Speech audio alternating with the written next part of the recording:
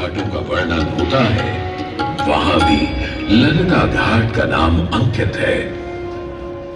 तदोन्नलिता तीर्थं गंगा केशव सन्निधौ तत्रास्ति ललिता देवी क्षेत्ररक्षाकरी परा सा च पूज्या प्रयत्नेन सर्वसम्पत्समृद्धये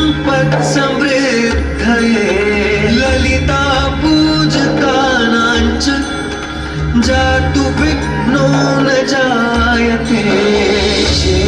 कृष्ण द्वितीयायां ललितां परिपूज्य वै नारी वा पुरुषो वापि लभते वाञ्छितं पदं स्नात्वा च ललिता तीर्थे ललितां प्रणिपत्य वै लभेत् सर्वत्र लालित्यं यद्वा तद्वानुलप्य च लभेत् सर्वत्र लालित्यं यद्वा तद्वानुलप्य च।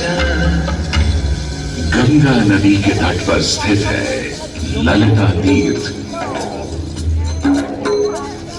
जहां क्षेत्र रक्षा करने वाली दुर्गा रूपी ललिता गौरी का निवास है, जिनकी सभी श्रद्धालु सर्व प्रकार संपत्ति लाभार्थ पूजा अर्चना करते हैं। इस घाट की सबसे विशेष बात यह है कि यहाँ शिव के साथ शक्ति के दर्शन भी श्रद्धालु मिलते हैं। घाट के ऊपर गली में मां दुर्गा को समर्पित देवी ललिता का मंदिर विद्यमान है। साथ ही साथ यहाँ काष्ठ एवं ईंट से बना राजराजेश्वर मंदिर भी स्थापित है।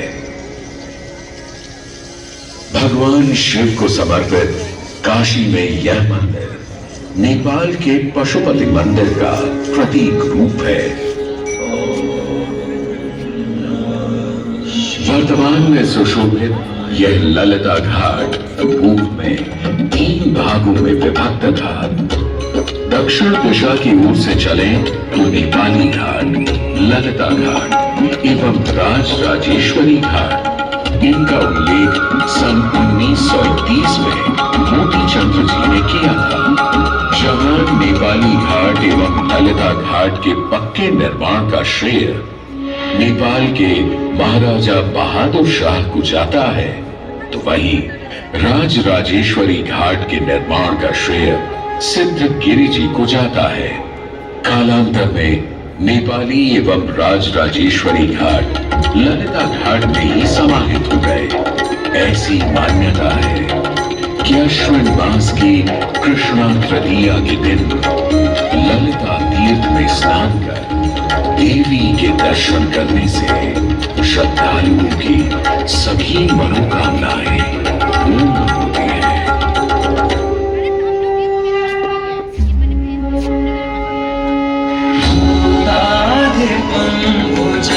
भूषण भूषितांगं व्याघ्राजिनांबरधरं जटिलं त्रिनेत्रं पाशांकुशाभयं वरप्रदशूलपाणिम्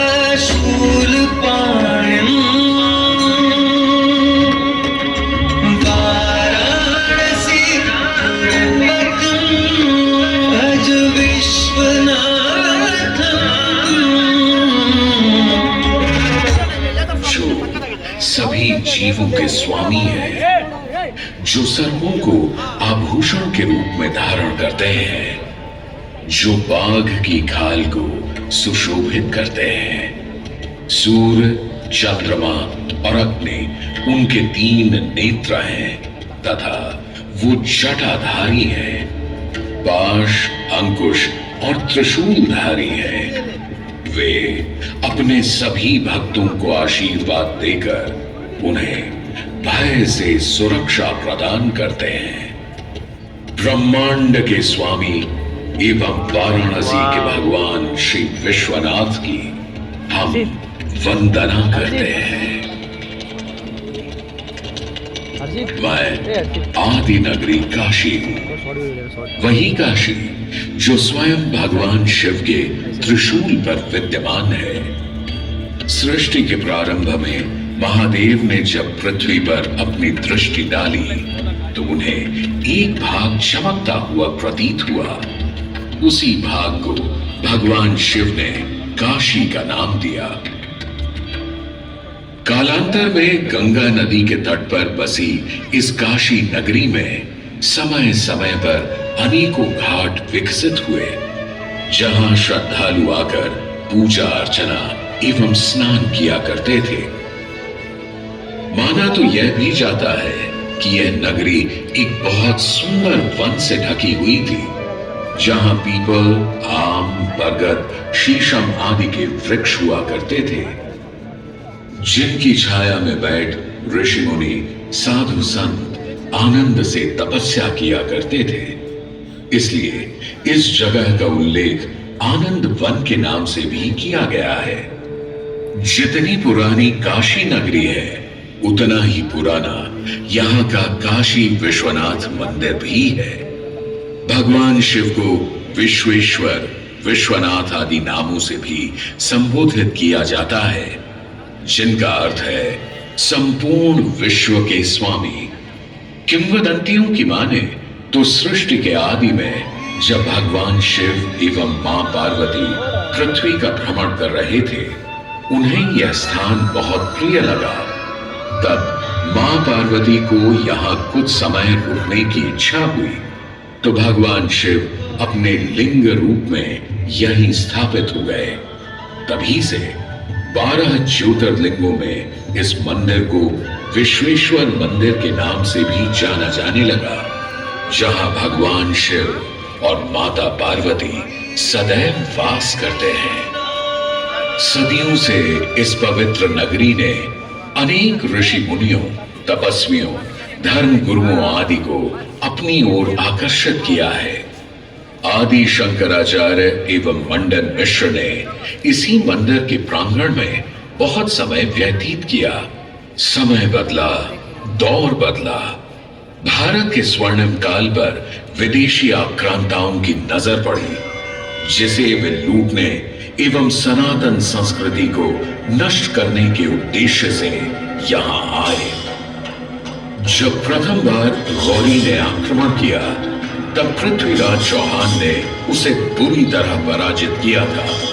अंत में उसने क्षमा मांगी और वचन दिया कि ऐसी गलती दोबारा कभी नहीं होगी। अतः पृथ्वीराज चौहान ने उसे छोड़ दिया। संभवतः यह एक दुर्भाग्यपूर्ण निर्णय था, क्योंकि अंततः गौरी ने पृथ्वीराज चौहान को धोखे से हराया। तत्पश्चात उनके साथ बहुत बुरा व्यवहार किया तथा उनकी दोनों आंखें भी निकाल दी। पृथ्वीराज की मृत्यु के उपरांत हिंदुओं का मनोबल कमजोर पड़ गया, जिसके परिणाम स्वरूप आतताइयों ने अन्य मंदिरों के साथ साथ विश्वनाथ मंदिर को भी क्षति पहुंचाई। यह ऐसा काला दौर था जिसके स्मरण करने मात्र से आंखें नम पड़ जाती हैं। परंतु समय सदा एक सा नहीं रहता और दुख के ये बादल भी सुख में बदलने वाले थे। एक धार्मिक सम्मेलन में राजा टोडरमल की भेंट नारायण भट्ट से हुई। नारायण भट्ट एक बहुत धनी व्यक्ति थे। दोनों ही धार्मिक इंसान थे और नित्य प्रति भगवान की पूजा अर्चना करना अपना परम कर्तव्य समझते थे। दोनों ने काशी विश्वनाथ के इस पावन मंदिर का जीर्णोद्धार करवाया और वीरान पड़े खंडहरों में एक नई जान डाल दी। 16वीं सदी में संत तुलसीदास ने यह रामचरितमानस की चौपाइयों को पढ़ा था। तथा संत एकनाथ ने भी यहीं पर वारकरी संप्रदाय का महान ग्रंथ श्री एकनाथी भागवत लिखकर पूरा किया था। लगभग 17वीं शताब्दी के मध्य में मराठा शासक मल्हार राव होलकर ने काशी विश्वनाथ मंदिर के पुनर्निर्माण की योजना बनाई। ये कार्य वे तो नहीं कर पाए, परंतु उनकी पुत्र वधू अहिल्याबाई होलकर जी ने इसे सन 1776 से 1778 के बीच पूरा किया। वर्तमान काशी विश्वनाथ मंदिर निर्माण का श्रेय अहिल्याबाई होलकर जी को ही जाता है। इनके अलावा महाराजा रणजीत सिंह ने 1000 किलो शुद्ध सोने से निर्मित छत्र को इस मंदिर पर लगवाया। जहां ग्वालियर की महारानी बैजाबाई ने ज्ञानवापी का मंडप बनवाया, तो वहीं नेपाल के महाराजा ने यहां नंदी की प्रतिमा स्थापित करवाई। सनातन संस्कृति को सुरक्षित रखने के लिए जिससे जो बन सका उसने वैसा किया, और वर्तमान में भी यह क्रम देखने को मिल रहा है। सन 2022 में भारत के प्रधानमंत्री नरेंद्र मोदी ने काशी विश्वनाथ मंदिर का जीर्णोद्धार एवं सौंदर्यीकरण कर इसके स्वर्णिम काल को फिर से एक बार जीवंत करने का प्रयास किया।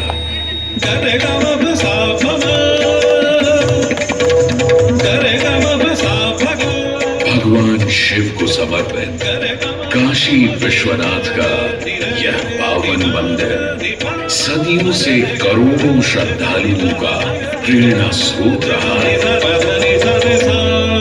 और सदैव के लिए रहेगा।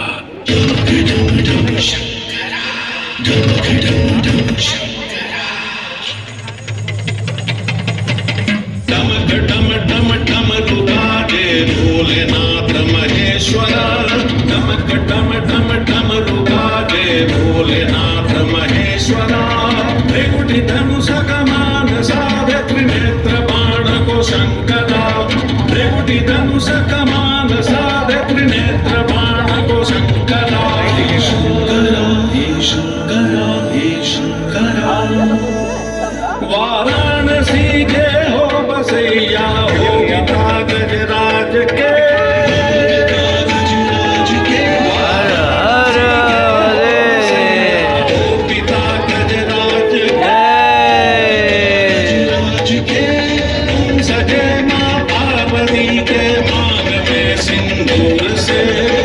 सजे माँ पार्वती के मांग में सिंदूर से हे शंकरा हे शंकरा हे शंकरा जटा की चुनरी लपेटे गंगा के समय वासते